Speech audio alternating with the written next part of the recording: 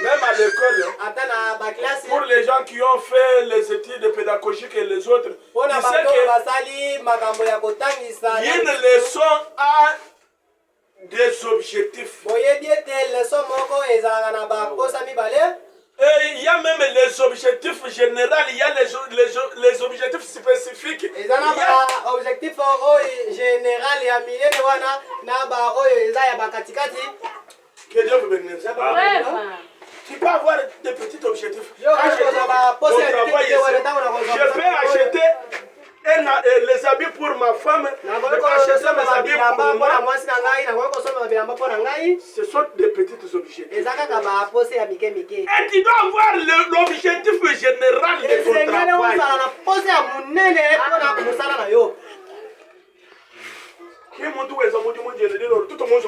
Même toi, on vit tout.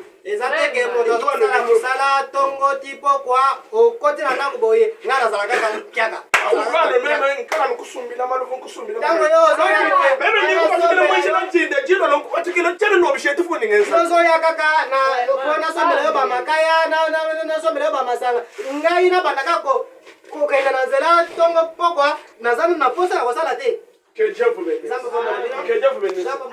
Je vous dis qu'il faut avoir l'objectif déterminé. Même si tu trouves par jour, tu trouves ton 30 000. Tu vois, dans les 30 000, je mange 15, je garde 15. Les 15 que je garde sur mon objectif est d'atteindre $500. Atteindre $1000, acheter ma propre moto. 15 000 atteindre $1000, acheter ma propre parcelle. Atteindre $1000, on doit être déterminé. Et quand tu vois que la personne ici vient pour me détruire, ne le donne pas. Ne me donne pas même confiance.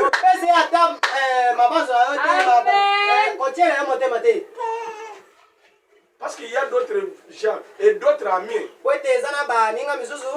Il vient pour aviser ton objectif. Pour détruire ton objectif. Lui, quand il entre dans tes affaires, tout ce que tu avais préparé à faire, zéro.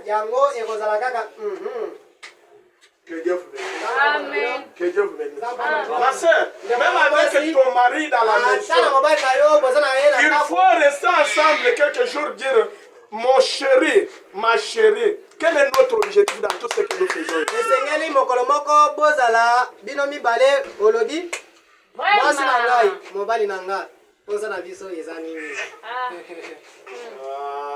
Est-ce que vous pouvez acclamer?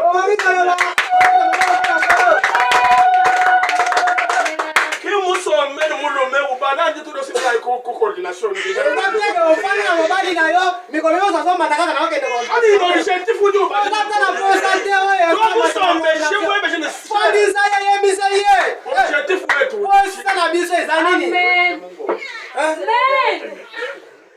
C'est ça. Oui. Amen. C'est une vérité. Que Dieu vous bénisse.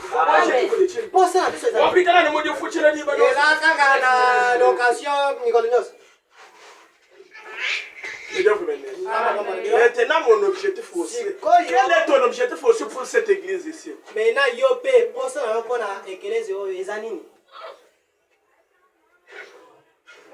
Hein?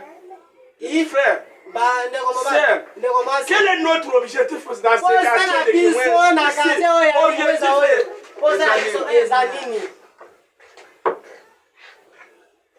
Tu n'as jamais te posé aussi que notre objectif sur cet endroit. Yo, on mituna ta mutuna kolobeti, posa na bizo na place oyo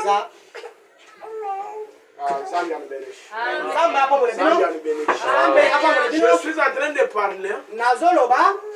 Pas comme un évangéliste, pas comme un passager. Mais je vous parle en étant responsable pour que un jour, que tu puisses me présenter quelque chose de ton objectif.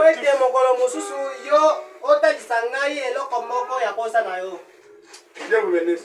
Un jour, tu es célibataire, tu viens me dire que papa, quand on parle ici, mon $500, le voici. Allons se présenter chez Sœur Antoinette.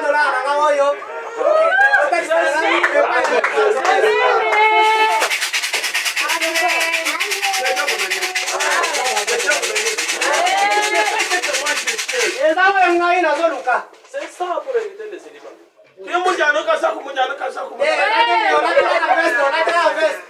Amen, c'est vrai. Un frère Pierre. Papa Jonathan, il faut avoir un objectif. Pasteur, est-ce que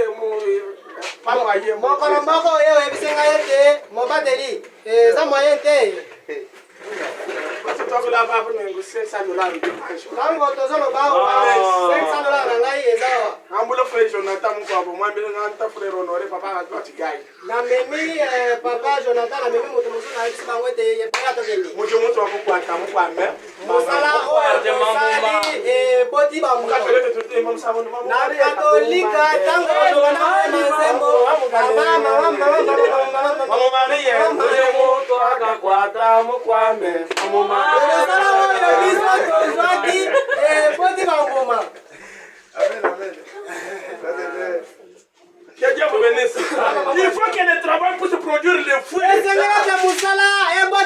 que la prédication puisse produire le fruit. Il faut que les prières puissent produire le fruit. Ça ne veut pas seulement prier. Ça que la prière puisse produire le fruit. Ce n'est pas seulement prêcher. Ça que les prédications puissent produire le fruit. Nous avons besoin, lorsqu'on prie, on doit avoir des résultats. Lorsqu'on prie, on doit avoir des résultats. Lorsqu'on chante, on doit avoir des résultats. Lorsqu'on part à l'église, on doit avoir encore des résultats.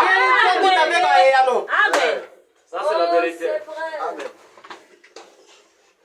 Ah, est-ce que c'est la vérité? Et là, ça, Si c'est la vérité,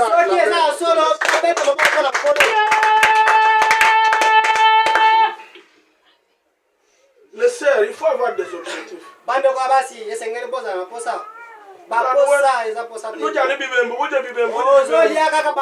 objectif